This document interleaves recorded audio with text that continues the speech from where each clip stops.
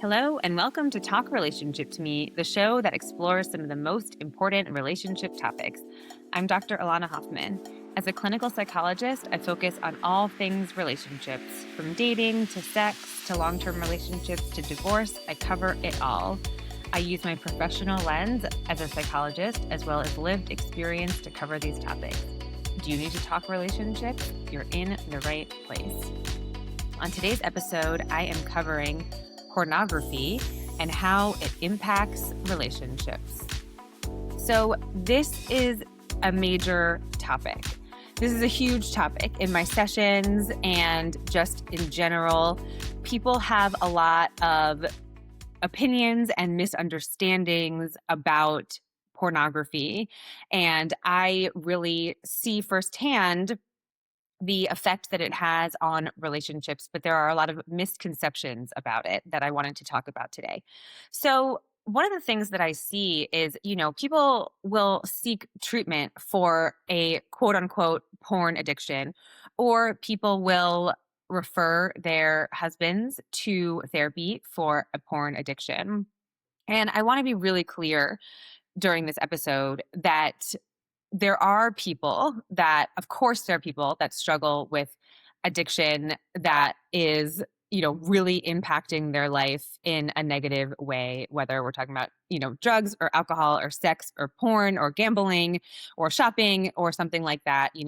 It can be very impactful to people's lives and relationships. So I certainly do not want to minimize that.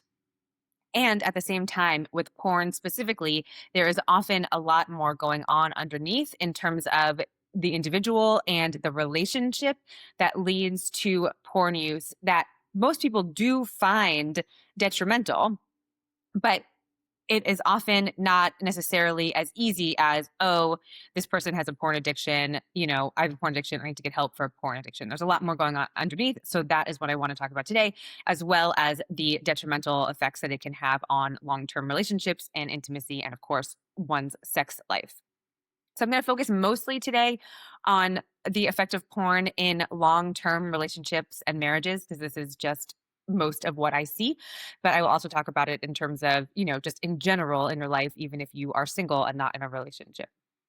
So I also want to be clear that this is not a judgment on porn in general. This is not a moral or ethical issue that I have with porn, although, of course, I do encourage people to be knowledgeable about the ethics around porn consumption, because there is a lot of problematic stuff out there. So that is just sort of another caveat to this, that I wanted to say, that this is not a moral thing. I am, of course, a very sex positive and open-minded therapist, and so it's not a judgment on that, but I do think that porn can have real detrimental effects on relationships. So porn usage, not surprisingly, is super common. Pornhub is in the top 5 visited websites of all time, and it gets 2.5 million hits every 60 seconds. So people are watching a lot of porn, and that is often surprising for people to hear, because it is, shocker, not talked about very much, again, unless people really see it as a huge issue and there's a lot of shame around it and they want to come to therapy specifically for it, but without realizing there's a lot more going on. So it is very common.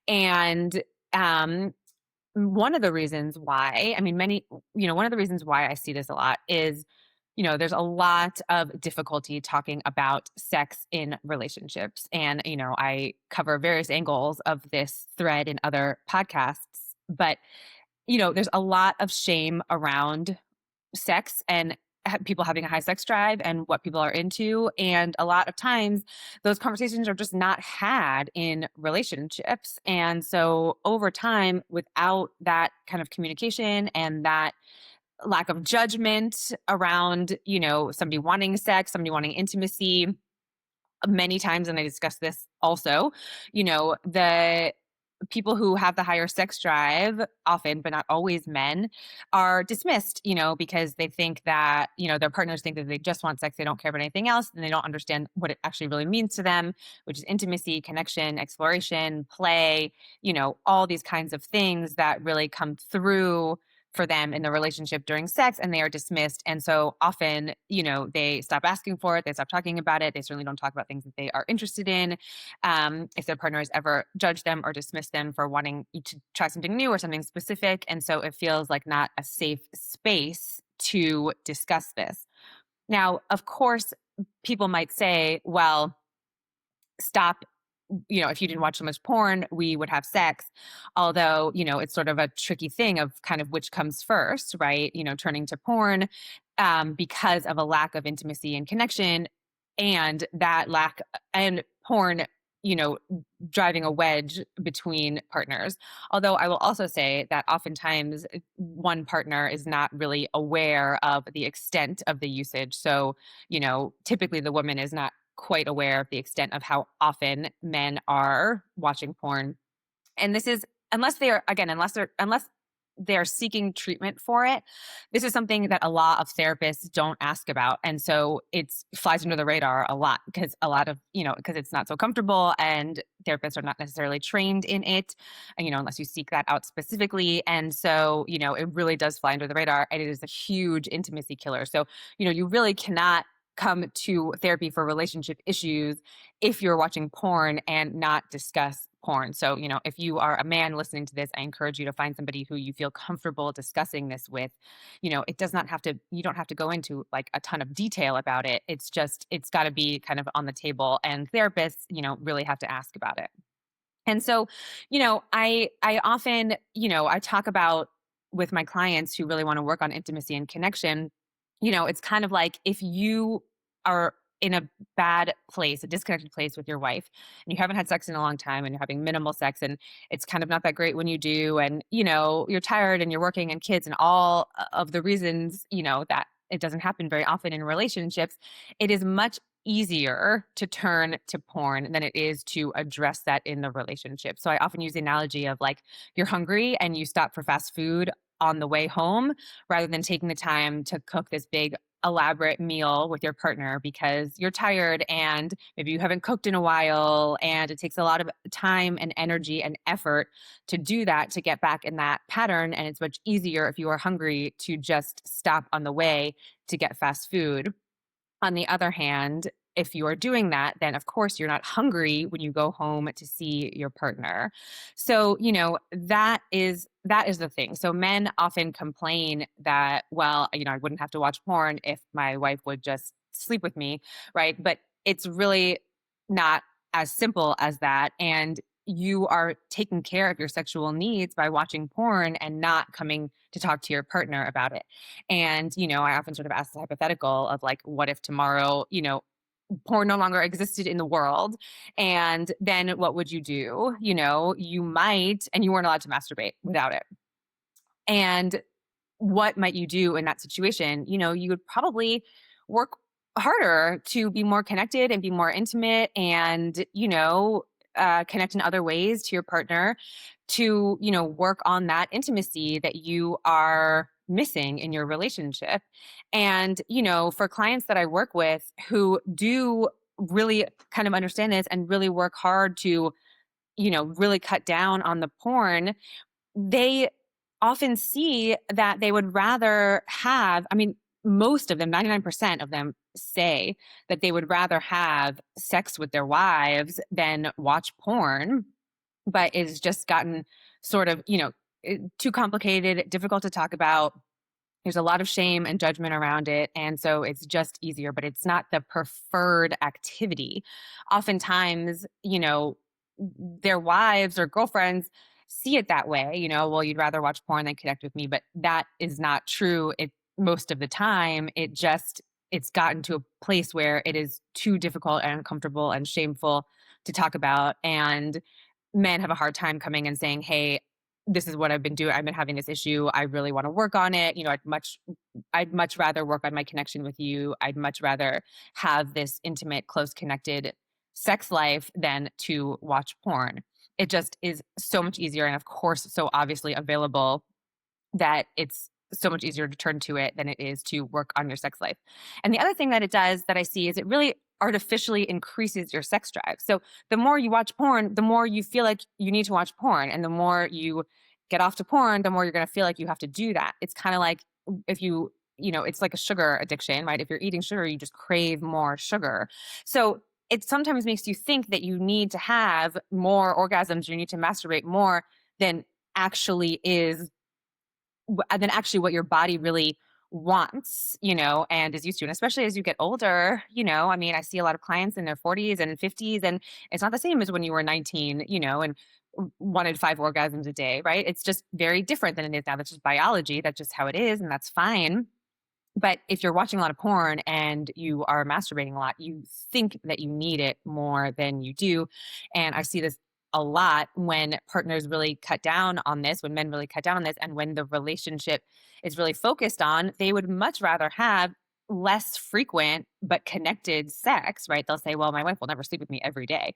And so, yeah, I mean, most couples that most middle-aged parents, working couples don't have sex every day, but then they find that that it's okay, that they don't need to. And it sort of, fills that intimacy cup, right? It's kind of the same as women in romance, right? If they want really nice dinners, they don't need to go out to 3-course meals every day. Once in a while, a nicer meal is nice, but maintenance sex is also a good thing. That's sort of a different topic, but it doesn't need to be this whole thing every time, where it's a whole sort of ordeal, right? But the point being, when we talk about this, when we understand kind of the root of what's going on, when men really make an effort to connect and be vulnerable and understand their partners and be good partners, and then they are having sex, much less frequently than they are watching porn, then they end up much happier and more satisfied and more fulfilled. So, and the other thing that porn does in relationships is sort of like primes men for sex. Like it's not a conscious thing, but it's sort of a subconscious thing where, men will kind of see women differently or see their wives differently when they're watching a lot of porn. Because of course women in porn are always down for sex no matter what. That's obviously the whole point. There's no context to it, and so people will say, yeah, I know that. And of course, most people know that consciously, but this still kind of seeps in subconsciously where you kind of are seeing women differently, treating women differently, maybe, a bit more aggressively, a bit more sexual than you otherwise would if you were not already primed for sex. It again would be kind of a similar thing if women were always reading, crazy romance novels or watching a ton of not crazy, I mean, but just a ton of content of, super romance all the time. And then they'd be like expecting all this words of affirmation or gifts or things like that. And that's an unrealistic expectation. Although, of course, some romance and some sex is definitely realistic, so there's always a balance. Of course, it teaches you nothing about women's sex drive. So, hetero men or men who have sex with women who are trying to work on their relationships with women and trying to work on their sex lives, they don't really learn anything from porn except that women are always down for sex no matter what. And you don't need any foreplay, any romance, any, emotional connection, understanding the person or anything like that. And again, this is the whole point, right? I mean, of course, it's not set up for that. So, you are not learning, what really turns women on, and you're not learning about responsive desire, as I talk about in another episode. And, you just think all the time, you flip a switch and that's it. And this is not true. And again, a lot of people will say, yes, I know that, but subconsciously, they don't really internalize that when they're watching a lot of porn. Of course, it gives an unrealistic standard of, bodies and beauty and things like that. I think that that's part of it, of course, but I do think that if you are a man who is listening and if you find your wife beautiful and attractive, I think that is sort of less relevant. Of course, it's a problem if you don't, that is a whole other issue. If you're not attracted to your wife anymore, if your relationship is in such a terrible place that, that you don't, that you can't, that you don't want to work on your sex life, then that is a bigger issue. But in general, most men who I see who love their wives and are attracted to their wives and find them beautiful, they still want to have sex with them, regardless. So, but it still does, get in there somehow in terms of body type and everything like that. It also teaches men that women have orgasms very easily multiple times in a row, by being flipped over, in a million different positions. This is also not the case. And so it really just doesn't teach you how to, you know, really be good at sex. I mean, it just doesn't really teach that. And it also gives men an unrealistic image of what women want, crazy stamina, penis size, all of these things, erections that last for however long and never go down. This is also unrealistic. Erections come and go, people. That's just how bodies are, and porn doesn't show you any of that. So watching porn, if you're a man listening, can teach you a lot, give you a lot of harmful messages about what you are supposed to be like in bed and what women really want in bed. And that can make you feel bad and less confident about yourself. There's also an effect of just kind of masturbating so much that, your body can kind of get conditioned to a certain way of touching yourself, a certain grip, and it makes it much harder to orgasm, with a partner, from manual stimulation or oral stimulation or penetrative sex or whatever. This can happen. You can sort of condition yourself in that way. And so that is something to watch out for.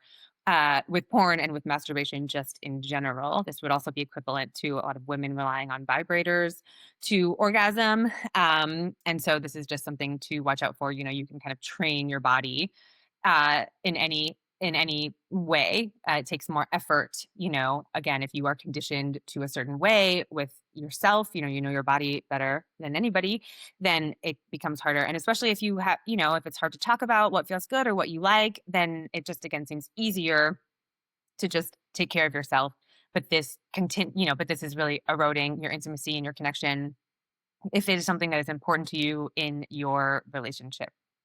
So, if you are listening to this and this resonates, think about it deeply. It is not so easy to change these patterns. There, of course, is professional help out there, but just start to kind of think about it, start to be aware of your patterns, when you're doing it, how you're kind of seeing the world or women or your wife kind of afterwards, and, the messages that you are getting. And, if this is something you really want to work on, you can talk to your partner about it. This requires some vulnerability, of course, saying this is something I've been struggling with. Oftentimes, like I said before, women are really surprised by this because women in long-term monogamous relationships are not thinking about sex. Again, refer to my episode on responsive desire.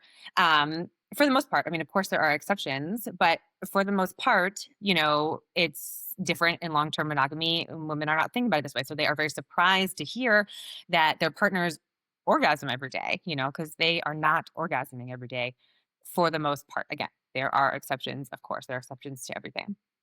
So, these are just some things to consider with porn. And again, this idea of like a porn addiction, maybe there may be a lot of other things going on there. And so, I also encourage, just if you are listening and you are single, to think about how this affects your dating life, because again, it still is easier, to sort of take care of things yourself than it is to, be vulnerable to a partner. And so it just depends on what you are looking for with your life and your relationships. But it's just sort of food for thought with that. Hopefully, I mean, this is the case with a lot of things, but just in terms of, shame and stigma, keeping people from getting help that they need in terms of this, try to kind of let that go and, read books or listen to podcasts or, seek professional help if any of this resonates with you, with somebody who you feel comfortable with, talking to about this and who will address this and look at the whole picture of the relationship and not just, oh, okay, I'm treating this as an addiction. Oh, the other thing is, there might be some ADHD at play here, because oftentimes unrecognized, untreated, undiagnosed ADHD can show up later in life as addiction in many forms. So whether that is alcohol or drugs or sex or porn or gambling or money, oftentimes there's some ADHD at play there, and that could take a whole other podcast. Maybe I'll do another podcast on that. But, that is also something to just consider with all this if you're thinking about kind of the whole picture here. So Thank you so much for listening. This has been Talk Relationship to Me, produced by Peach Island Productions. I'm Dr. Elana Hoffman. If you have a question about relationships, I'd love to hear from you. Go to my website, drelanahoffman.com, and click contact, or find me on Instagram at dr.elanahoffman. You can find all the info you need, including more about today's episode, in the show notes. And if you have questions or comments about today's episode, I would love to hear from you. You could inspire a podcast topic. Until next time, I leave you with, hopefully, some of this will help reduce the shame and stigma associated with porn. And just if we lived in more of a sex-positive culture, this would be less of an issue. But here we are. So thank you for listening.